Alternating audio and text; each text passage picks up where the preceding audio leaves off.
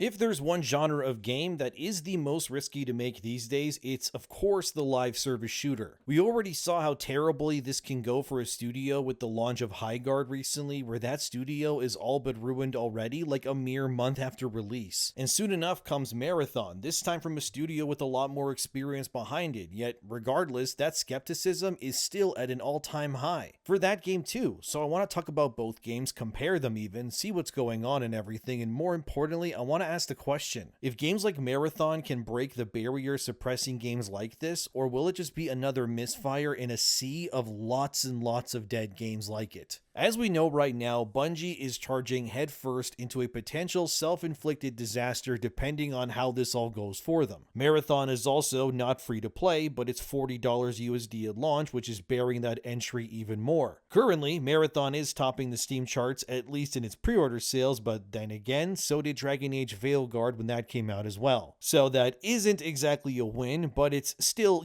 something at least. Either way, Marathon, which is an extraction shooter, sort of meets a hero shooter in ways, considering that the shells that you can play as, they do have their unique looks and their identities with their own unique abilities attached to them, so the idea still tracks, and it's all banking it on this game succeeding in order to keep Bungie alive. What really worries me though is we're kind of witnessing a once legendary studio trading its prestigious legacy for what I can only call really corporate greed. And my worry is all of this might effectively result in a reboot of a series in a new genre that nobody really asked for. Like, you have to understand what's at stake here exactly. You see, Bungie back in the day, they were kind of the gold standard of gaming. Halo was, and still is, considered one of the best FPS franchises of all time. I mean the original trilogy, not what came after, obviously. And with Destiny, when it launched originally in 2014, Bungie made so much money day one off that game, they actually recouped all their costs of development time in just 24 hours, and Destiny was at that time the biggest new IP launch in history. Bungie was really on top of the world back in the day, but now with what they've done since, with Destiny 2 all but pretty much dying, this whole Marathon game thing, it feels like a potential death for the studio even. I mean, forcing Bungie to make another live service shooter again? Kind of a recipe for disaster, honestly. And it's all the more worrying considering that Bungie was bought by PlayStation for well over $3 billion.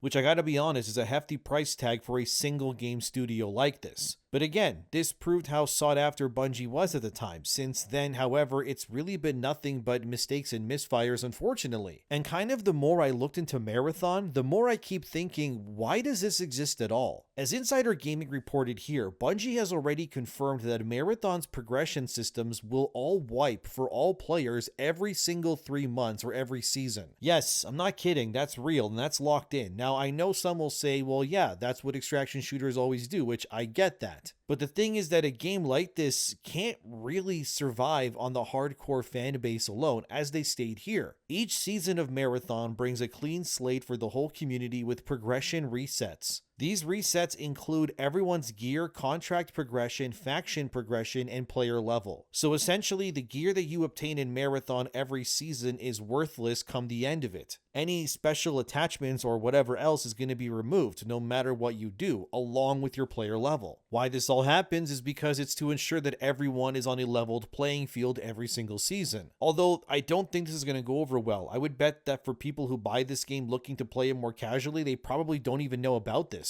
Because it also just means that your progress is, let's just say it how it is, it's practically meaningless now. All you get to keep is visual cosmetics, like the color of your shell that changes, I guess, or like a trinket on your gun. But the actual guns and like what you're doing by completing the quests, that won't matter. It's just going to reset anyways. Because again, even your factions are going to reset as well. So all the missions you do won't mean anything besides, again, cosmetics, I guess. Like, look, okay, I get it. This is how extraction shooters may work, but this does not make me want to play the game at all knowing this now. It's sort of the same with Diablo 4, right? In that game, every season, your characters also reset. And then you make a new character every season in order to play the game. At least there, I guess the gear that you obtain can be kept in the Eternal Realm server, which is permanent, obviously. But the character that you played all season will be then deleted for a fresh reset. But even then, that doesn't feel good to me either. In Destiny's case, they just take your exotic weapons again. Just doesn't really feel good. If Call of Duty removed your weapon progression and what guns you have, there would be really little reason to play it again. Yet that's exactly what they're doing with Marathon. Maybe people like that. I don't know yet. but my gut reaction is Bungie will have to change this, probably because people will hate it once they find out that's how it's going to be. So I guess all you're really playing for is titles on your character, cosmetics, and if you care about them, lore bits about the world. I guess let me know in the comments if that's going to be enough for you to,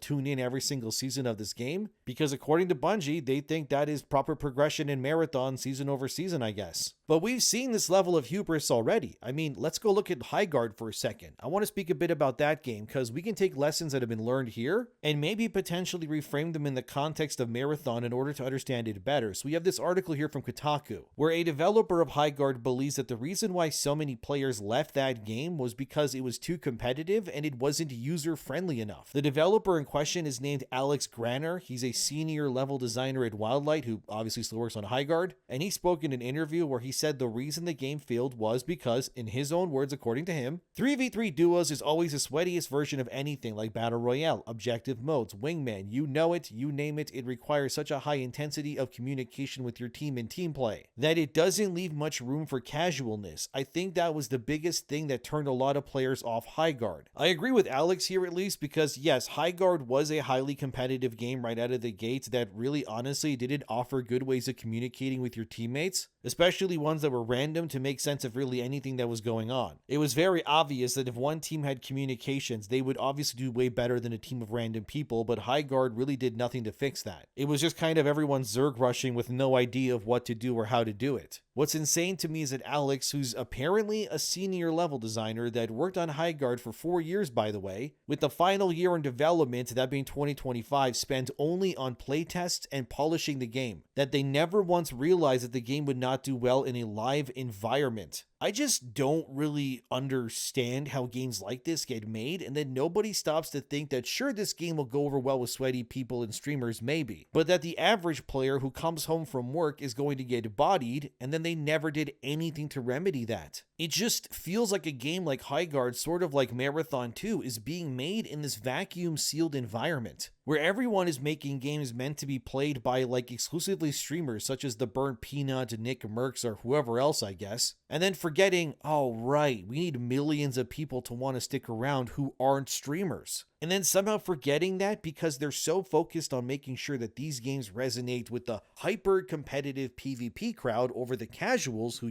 actually keep these games alive. This is a big reason why in Arc Raiders they remove the PvP feats and they're shifting the game to be more PvE. Because it's so very obvious that the PvP element is not what's going to keep players in the game in the long run, especially solo ones, but it's going to be the PvE stuff instead. Would I play Arc Raiders more if it had a PvE only mode and other players could help me instead of shooting me down? Like, absolutely. It's really why games like Helldivers 2 are still going strong to this day, because that game never once sold itself as a PvP game at all. And based on the sales of Helldivers, which is over 12 million copies so far, mind you, yeah, that was the right way to go. The thing is with games like Highgard, or I guess even Marathon, I'm not much of a PvP player myself these days at all, I gotta admit. Like, if I want to sweat in a game, I'm gonna play a Souls-like, but even then, it's still a single player game, because that's what I enjoy. I didn't play Destiny 1 or 2 for years because of its PvP modes. I honestly hated Trials of Osiris. Because if you don't know, that was like its endgame PvP mode, because it was just like sweaty people and streamers that were dominating 24/7 with meta builds and loadouts. Like, you would have teams of like 3 streamers that play all day teaming up against you. Like, you stood no chance, let's be real. And Marathon is essentially Bungie going, what if we took Trials of Osiris, but then we threw it into a public Destiny zone-like environment and went, here, go have some fun. And that's pretty much what Marathon is to me so far. And look, people might probably enjoy that, and that's fine, but the reality is, like Arc Raiders and definitely Highgard before it, Bungie's gonna inevitably run into the same problem that all of these games do. Because once those PvPers have their fun, they get the guns they want and gear, and especially once they find out, wait, I don't even get to keep these guns I worked so far, like, in the first place, they're probably gonna bounce out of the game most likely too. Like, the only reason why Destiny lasted for as long as it did was because of those PvE elements, right? The strikes, the campaign missions, the patrol zones, the builds you could make,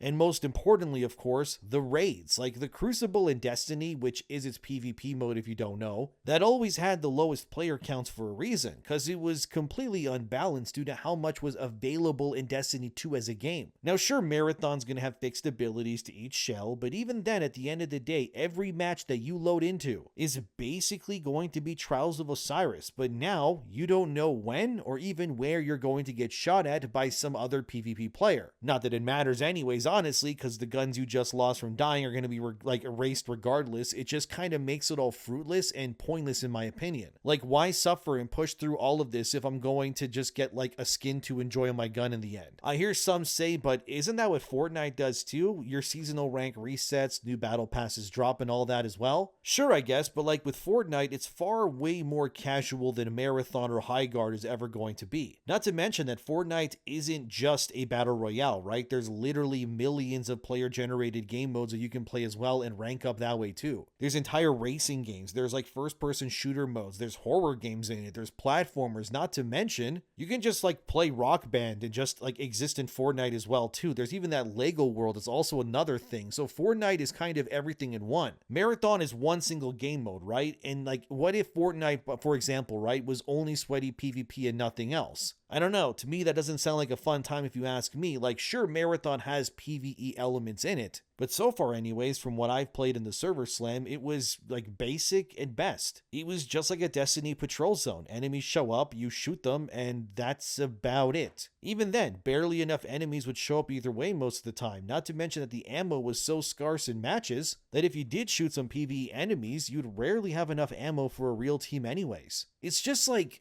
I don't know, man. The more I look at Marathon, like what it's offering and how it's going about rewarding you and all of that, I just keep coming back to the same question in my head that has real no answer, which is, what is the point? Why am I dealing with all of this if all I'm getting is some title on my character? Like, at least in Helldivers, you get to keep all your guns, right? Unlocks and the future mini passes that they do release, they give actual tangible awards. Like here, there's a new grenade type, there's like a flamethrower, or there's guns that shoot explosive rounds even. Marathon is clearly a game built for that hyper PvP crowd, but realistically, like, how many of those people exist? And is there really enough of them to populate something like this for the rest of time? My answer is probably not. Like, I'm sure Marathon's gonna surge in the beginning, maybe, but even the free server slam hit its peak in its first few hours, and then it never really reached those numbers again. Then there's the menus and the UI of Marathon as well, which has gotten a lot of rightful criticism for being confusing and just looking awful, and yet again, Bungie refuses to listen to fan feedback, as seen here from PC Gamer. The UI designer for Marathon is embracing the fact that nobody likes their work and believes that it should stay that way, despite literal thousands of players saying that it looks terrible and is nonsense to navigate. The UI designer named Elliot Gray said this via Twitter. All jokes aside, there's plenty of work we can and will do as a team to respond to player feedback about inventory management, navigation, density of information, etc. But don't think for a second that we're going to remove the sauce from the UI. I mean, I guess, but the be-all end-all response has clearly been that, wow, this UI is a total mess. And it's really hard to understand what anything even means half the time, especially when it comes to picking up items in the game. There's far too many mini icons on items that are already small on the UI that all mean different things. Sure, I guess eventually the hardcore PvPers will figure it all out, but the casuals will just feel like they're having a headache half the time. And again, whether you want to act like casuals don't matter, they're the ones that keep these games alive. It's just honestly to me classic Bungie hubris once again, believing that their way is always the best despite again Destiny 2 pretty much being dead now. And Marathon's teetering on that brink of this will be amazing or like a total misfire depending on who you ask. Bungie's superfan though, Paul Tassi of Forbes, is seen here even asked the question whether Marathon's public beta was a success or a failure. In my opinion, it was kind of both, honestly. For the people who like that sort of game, it likely told them that yeah, I'm gonna buy it, but for those that were on the fence, it's very clear based on the data on Steam alone that many left and they never came back. And the cope that Bungie can fix all the problems before launch, it's just kind of wishful thinking at this point. Maybe that would be true if Marathon came out this fall, but it doesn't. It releases on March 5th. That's very soon as of this video going live, by the way. So any criticisms about how this game looked or played is pretty much what you're gonna get when you buy and play the game proper yourself. So the lifelessly dead patrol zones that people criticize, that's gonna be their day one. They can't reasonably fix that in a few days. Same goes for the enemy density or amount of players in each match. All of that is decided on the back end. and it will take longer than a week to fix that. Plus, this is Bungie that we're talking about. They took forever to address any issues in Destiny 1 or 2, no matter how much people complained about it. Sure, maybe hopefully they can address problems quicker here, but again, at the end of the day, nothing you do here seems to matter because it's going to get reset every season anyways. Paul Tassi of Forbes can't even deny that the game lost a big portion of its player base during the public beta either, where he said this: "The Slam topped out at 143,000 concurrents, lower than Arc Raiders alpha numbers. Not a shock. The Slam shed players rapidly, however, losing 40% by day 2. And going down every day at the end a bit lower than half its peak, and I think this is due to two main reasons. He said that one is the bounce, that players tried the game, didn't like it, and moved on, and the other thing is considering that it is like less than a week from launch. And the other reason was they didn't want to play it much because it would remove all of their progression and stuff because obviously it wasn't the main game." Well, those players who were, worried about the game erasing your progress are probably going to be pissed once they find out that it's not a public beta problem, but a core design pillar of the game as well. Tassi also says, as well as seen here, that despite the beta being free and pulling in Twitch numbers due to the hype around it, that the vast majority of streamers still abandoned the game back to their usual games like Arc Raiders during the Server Slam anyways. And I mean, who can blame them really? Like I said, this is a game built for the sweaty guy with a wrist brace because he has carpal tunnel syndrome from sniping too much in games, and the streamers who can afford to sit there and play Marathon for 14 hours a day knowing what everything means. For anyone with like a real job or like a casual interest, you're going to get cooked pretty much, and it's going to feel extra bad knowing that all the faction progress that you made will be reset either way. I guess I'm more of the kind of player where I want things that I can see or show for the work that I've done first, right? Like I'm almost close to platinuming Resident Evil Requiem. Every playthrough that I've done so far of that game, I have something to show for my efforts. I have infinite ammo in that game now. I have a rocket launcher, I have new guns, I have infinite ink ribbons for insanity mode now because I speedran the game under 4 hours. Like there's tangible rewards that I gained to give me a better edge in the future modes in that game because I pushed myself to do it. Like if all I got for speedrunning in Resident Evil was like a title or a cosmetic, I wouldn't do it because whether these games like Marathon, Highgard, or any other won't admit, the things that you are obtaining for your hard work in a game do not in any way affect the gameplay or change how you play, then there's really no point then. That doesn't make things better. There's no cool reward in like Destiny, for example, where if I do this crazy hard mission, if I don't get something like cool gear with better stats, then there's no point. But because you do in that game, obviously, that then puts you in a better position now to get that exotic weapon you want so badly from this other mission. Or you want to, do like the raids or whatever. Like even when I play Marvel Rivals, right? Whenever I unlock something on that battle pass, like some useless sticker I can spray on the ground, it's like, why bother? It's pointless. The only things really worth unlocking in that game, I guess, are like the cool skins, the outros, and the emotes. But Marathon is making those things that don't change gameplay, like the chase of the game. So if I run into a player and it says, I guess, above their head on their character that they're cooler than me because they played more, like, why do I care? We both still have the same slop guns that shoot the same bullets. We're both not going to come out of the season with anything actually cool to show for it besides a title, I guess. It's not exactly worth the grind if that's all I'm going to get, I gotta be honest. Like, call me crazy or stupid, but if I play a game a lot, I like obtaining things that actually change how I play the game. Like, think of Dark Souls or Elden Ring, right? You beat a boss, you get their remembrance or whatever, you turn it in, and voila, now you got a new weapon that, like, attacks differently, it has different scaling. Maybe it even has a unique ability, like shooting fire out of it when you slam it into the ground, or allowing you to do the waterfowl dance with Millennia's weapon in Elden Ring. Or you can turn in a boss remembrance for, like, a spell that you can use that changes how you play. Like, same goes for Resident Evil, right? Because I did my challenges in that game, my Grace in the game now has a machine pistol with infinite ammo. That's a real tangible reward in that game for pushing myself that's obvious, because now I can do the insanity mode with stronger weapons that are more reliable. That, if you ask me, is real progression that matters because it rewards you for pushing yourself by giving you new exciting ways to play the game, and that's the point. What Marathon or Highgard is doing, in my opinion, is you just kind of wasting your time to be rewarded with nothing, but again, wasting your time.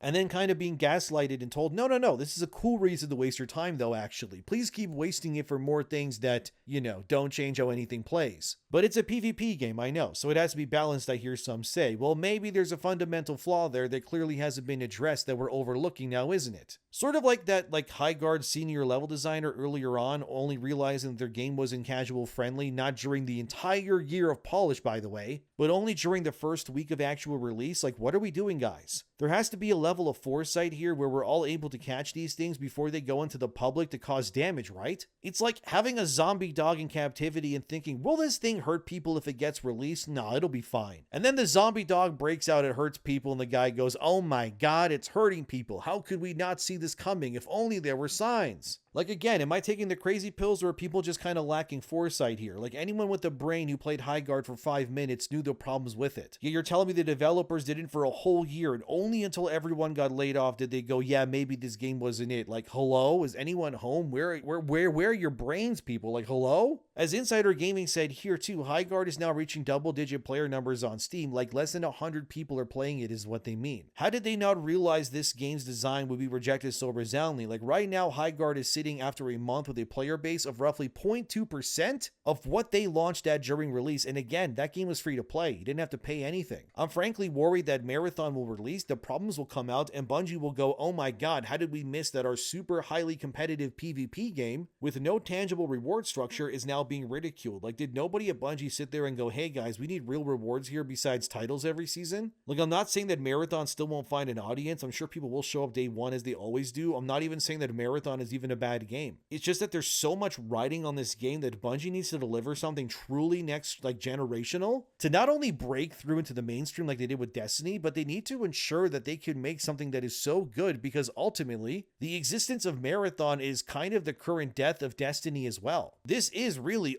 like the kind of thing where like all your eggs are in one basket to a T, and this needs to pay off for them. I'm not even telling you guys to not buy the game or anything, but I would be lying if I said there wasn't some options being made here that kind of makes me be a little standoffish when it comes to jumping in day one. When Destiny and the older Halos came out, I was there day one, no question. This might actually be the first time where I don't jump in immediately on a new Bungie game, because frankly, everything it is just not really what I personally want in a video game these days. Even one of my friends like IRL, who is like the biggest Destiny fan ever pretty much, right? That dude has thousands of hours in these sorts of games. I asked him, like, I think it was 2 days ago, what he thought about Marathon, and his short answer was that he would give it a 3 out of 10. He hates that he can't keep his guns, and he hates the level design. So if the biggest Bungie fan that I know in real life is saying this, like, Bungie has some work to do. I'm sure the streamers will love it because they'll get the numbers they seek from the viewers, but in the long term, I have to wonder if Marathon will be another Arc Raiders, or are we seeing Highgard all over again? As for what launches day one is seen here, this is Marathon Season 1 roadmap, which lasts until June 2026. You got 3 zones, 6 runners, 6 factions. I think that says 20 guns. There's a ranked mode coming, some event called Carry, a new gun. I think I already brought that up, but whatever. And something called Night Marsh, that might be a new zone or just night maps, I think, maybe. I don't know. Who knows yet? Look, it looks promising, I guess, but Bungie is clearly going all in. But